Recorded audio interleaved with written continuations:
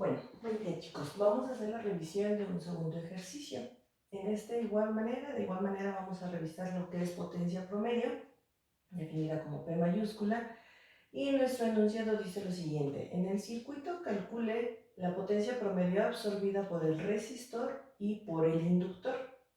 Halle también la potencia promedio suministrada por la fuente, una fuente de voltaje. Pues bueno, nos dan los datos del ejercicio. Tenemos una fuente de voltaje de 320 a 45 volts con un par de impedancias en serie, un resistor de 3 ohms y un inductor de J1 ohm. ¿Sí? Los valores de sus impedancias. Recordar que bueno, la potencia promedio se define de igual manera Vm por Im entre 2 por el coseno de teta V menos teta I.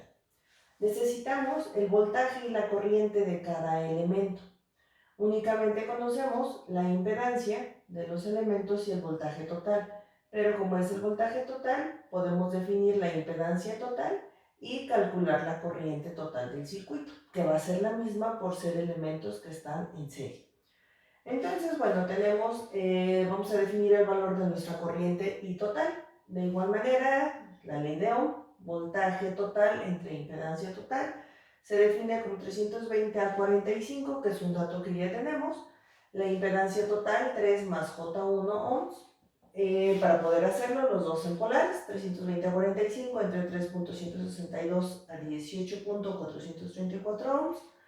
Tendríamos un valor de corriente total igual a 101.201 a 26.566 amperes. Ya tenemos entonces el voltaje total que nos ayuda a definir mi corriente total. Sin embargo, la potencia promedio nos solicita voltaje y corriente en cada elemento. Entonces vamos a definir lo que sería el voltaje para el inductor, para el resistor de 3 ohms y para el inductor J1 ohm. De igual manera, ley de Ohm, impedancia del resistor por la corriente total, que ya la conocemos, 3 a 0, por el valor de la corriente total que acabamos de calcular, 101.201 a 26.566.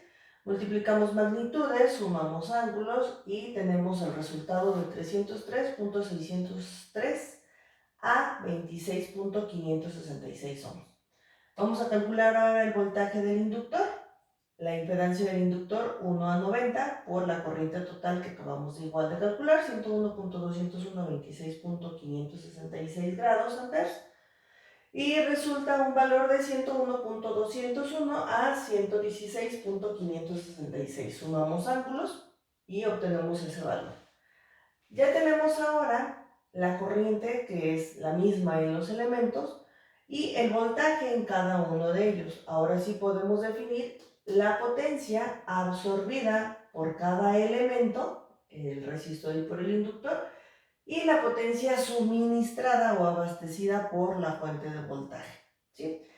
Aquí tenemos que, bueno, ya conocemos para la fuente de voltaje, su valor máximo del voltaje 320, la corriente 101.201.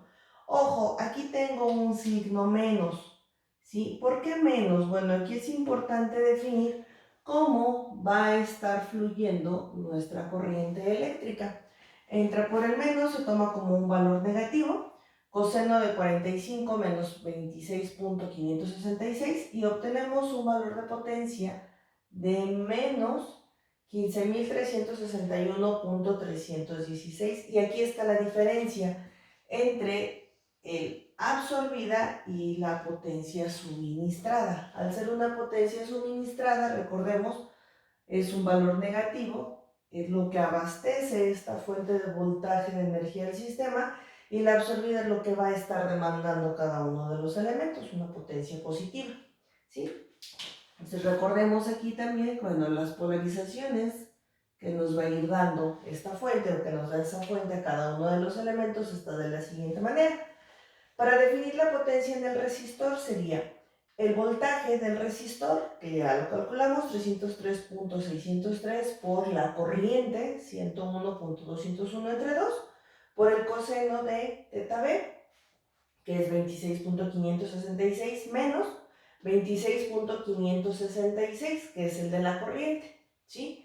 Coseno de 0, porque es 26 el mismo valor, menos ese dato del ángulo, sería coseno de 0, es 1. Vamos a tener 15.362.463 positivo, ¿sí? Entra por el positivo del elemento, entonces, bueno, por eso este conserva, o bueno, no le pongo el signo positivo, pero es un valor positivo como tal. Vamos a definir la potencia en el inductor 101.201 por 101.201, que es el valor de su corriente entre 2, coseno de teta b, 116.566 menos 26.566, coseno de 90 grados es 0, entonces esto ya nos da 0, por lo que sea, pues va a seguir siendo 0. Aquí es importante resaltar un punto. En cálculos de energía o de potencia, ¿sí? La ley de se cumple la ley de la conservación de la energía, ¿sí? No se crea ni se destruye, solo se transforma, entonces no podemos tener más de lo que se absorbe, no puede ser mayor lo que se absorbe que lo que se abastece o que lo que se suministra, o de manera contraria, no puede ser mayor lo que se suministra que lo que se absorbe por cada elemento, ¿sí? Lo que se suministra por las fuentes o por los elementos activos va a ser igual a lo que se absorbe por cada uno de los elementos pasivos en mi circuito. De tal forma que tengo la sumatoria de potencias me debe de dar 0, esto es igual a la potencia de la fuente de voltaje más la potencia del resistor más la potencia promedio del mi inductor, me debe de dar 0, ¿sí? Y es lo que tenemos aquí, potencia de la fuente de voltaje menos 15.361 más 15.362.463 más 0 nos debe de dar o nos da aproximadamente igual a 0, ¿sí? Entonces, bueno, este es otro ejercicio respecto a lo que sería la potencia promedio. Cualquier duda, por favor, anótenla para que podamos disiparla en nuestra sesión de dudas. Gracias.